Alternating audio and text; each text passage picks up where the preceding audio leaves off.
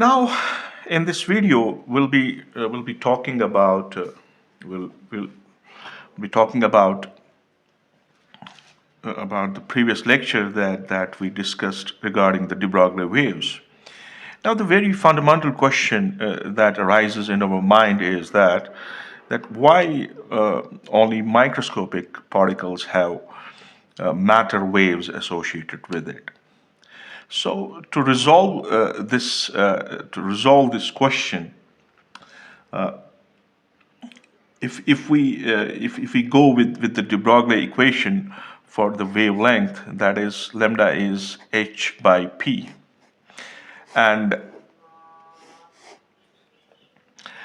if I choose instead of a microscopic particle like electron and proton, if I will use a piece of marble, say a piece of marble,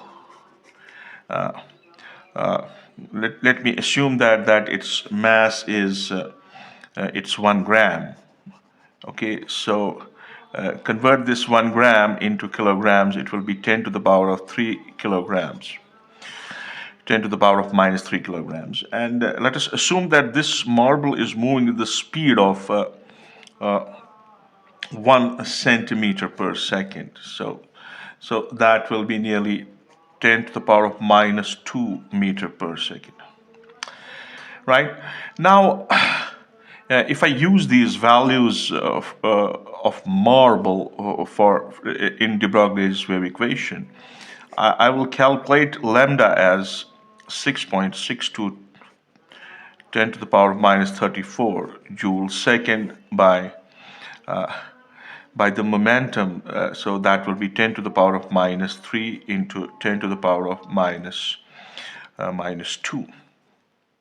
Right? So this is kilogram meter per second. So from here, the lambda will come out to be 6.6 into 10 to the power of minus 29 meters. Now this wavelength is extremely small. I mean, it's practically impossible to measure this wavelength. It's that much small. And thinking of de Broglie wavelength to measure the particles that are of the size of an atom. Now, if we take for size of an atom whose diameter I'll take nearly equal to 10 to the power of minus 10 meters.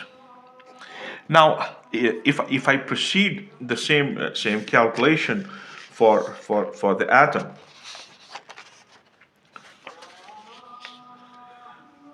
now in this case, if I have to measure the wavelength, that is h by mv, and if I use Planck's constant,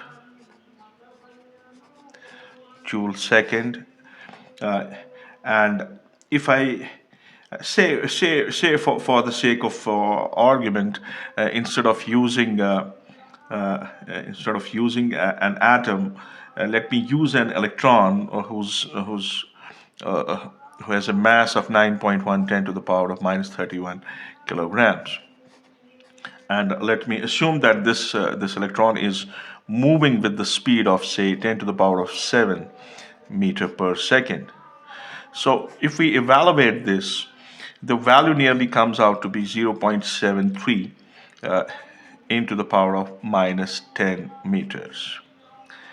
Now we can see from this equation that this size is the size close to the size of an atom, and this is why it's clear from this equation that the wave properties associated with particles can be observed only for the particles of microscopic size, and not with those of the macroscopic size. So this example is a clear indication of that.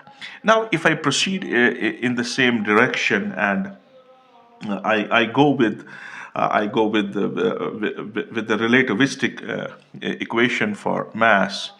So if I write down the relative, if I write down the relativistic mass equation as m is m naught by under root of 1 minus v square by c square, where this m naught is the rest mass and v is the speed with which a particle is moving and c is the speed of light. And if I write down the momentum, what will be momentum? It will be p is mv. So I can use the value of m here. So it will be it will be v times m naught by under root of 1 minus v square by c square.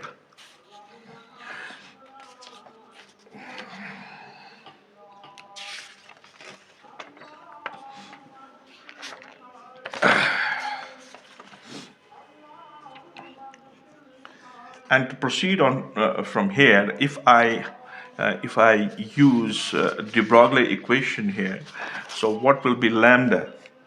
So lambda will be h by p, right? And for p we have this equation, so this will be equal to h by v dot m naught by under root of 1 minus v square by c square, and this should be the case, right?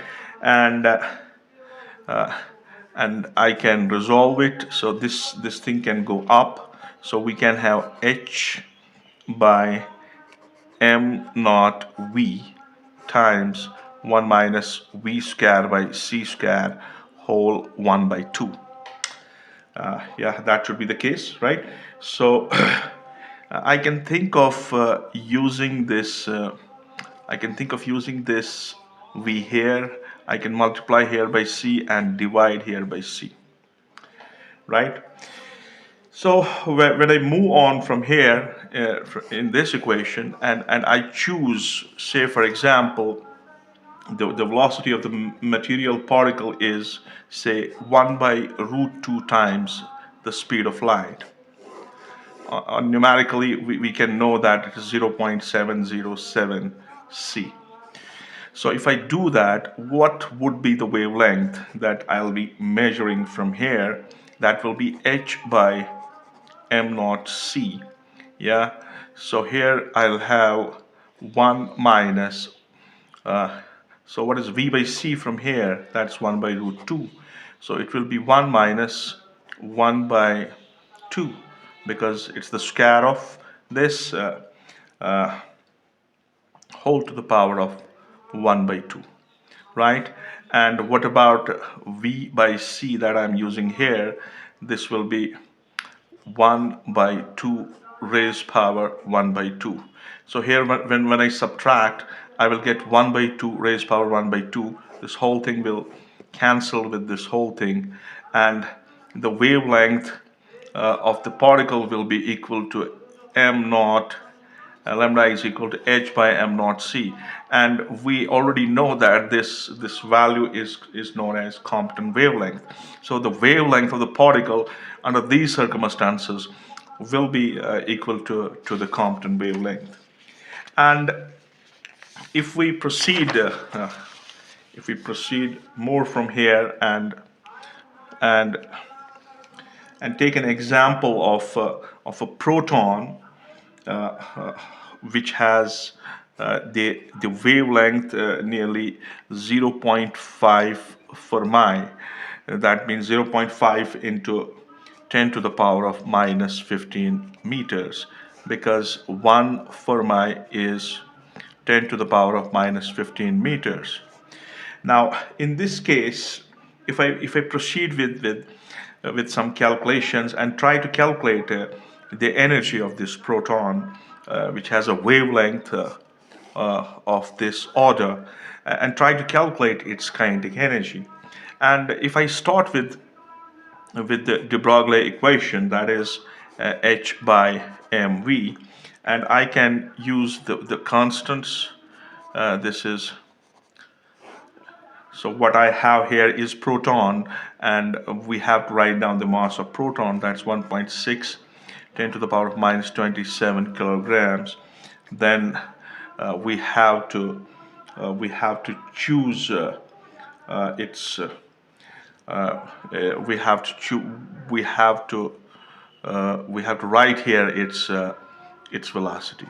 Okay, but this lambda is clear about this proton. Its value is given, so I can calculate this velocity. That will be h by m lambda, and that will be 6.6 times 10 to the power of minus 34 joule second by 1.6 into 10 to the power of minus 27 times 0.5 into 10 to the power of minus 15.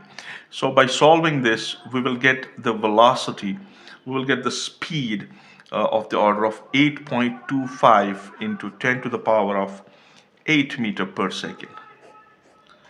So what are we obtaining here? We are obtaining the velocity here, which is greater than that of the velocity of light. So this thing determines that the problem that we are discussing here has a relativistic nature. So we have to include the relativistic equation for the calculations. So in order to do that, we have, we know the relation between energy and momentum and the rest mass of a particle that's moving relativistically. For that, we have the equation E equals under root of p square c square plus m naught square c to the power of 4. Right? This is my equation, and I know that E naught is m naught c square. This is the rest mass energy of the particle, right?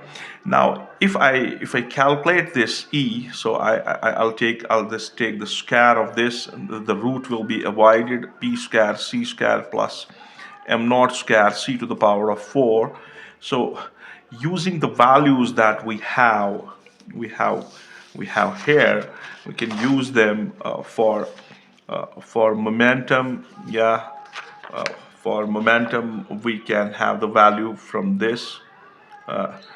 We can have the value for the momentum, and how much is that value? That value is 13.2 times 10 to the power of minus 19 times 3 times 10 to the power of 8, but this whole thing has to be the square, plus we have m naught square, that is the rest mass of the proton, 1.6 times 10 to the power of minus 27 times the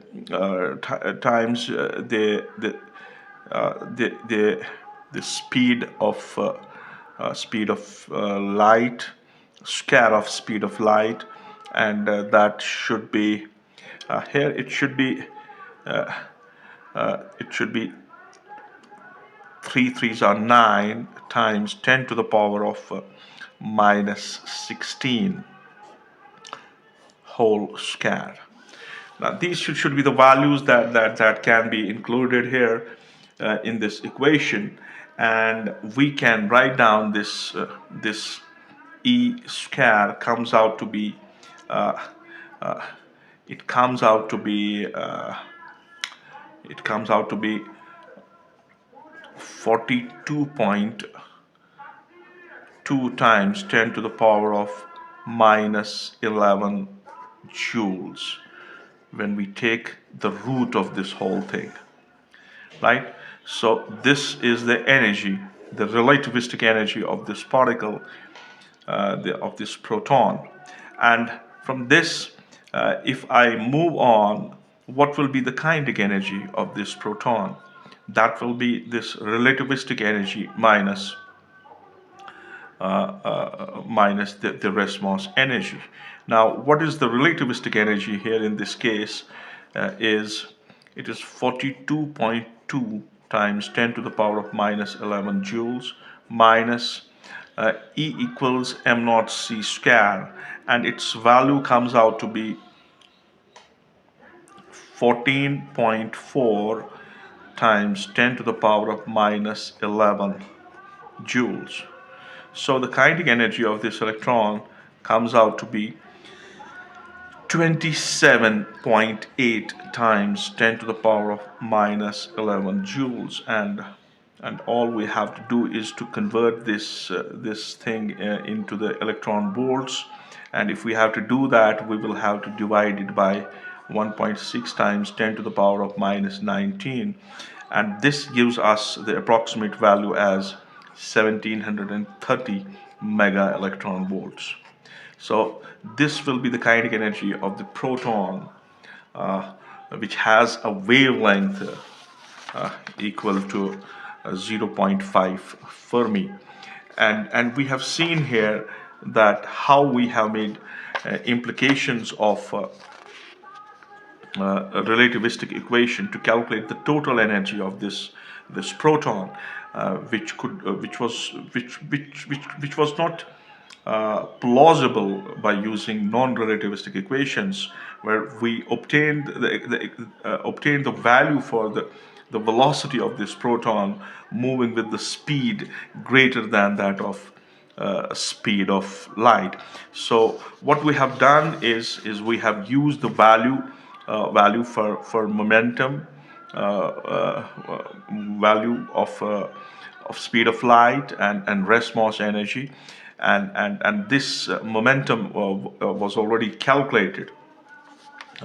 It was already calculated by making use of the value of mass of this what's called as the mass of the proton, and the velocity of this proton, where we could see that using the relativistic effects. So this should be the kinetic energy of this proton, which is moving with a wavelength equal to 0.5 Fermi.